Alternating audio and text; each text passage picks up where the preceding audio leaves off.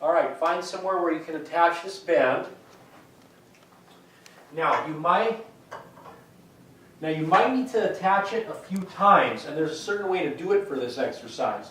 I want you to take it and stick it in the other one, so it's like a loop, okay? And then take it again. You got to take it a couple times, round and around, and stick it through here, so we have the right proper resistance, because we're using one arm at a time.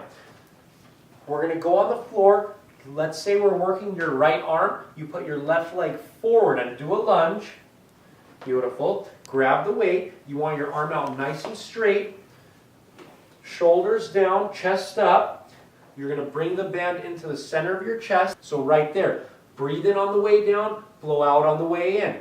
Look at her neck. She's facing nice and straight. Okay, she's not looking around. She has her hand on her side.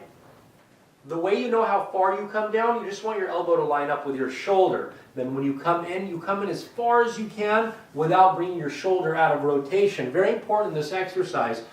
You don't want to bring your shoulder out of rotation. Keep it back and your chest up. This is going to create a nice, beautiful posture and a nice, strong-looking upper body.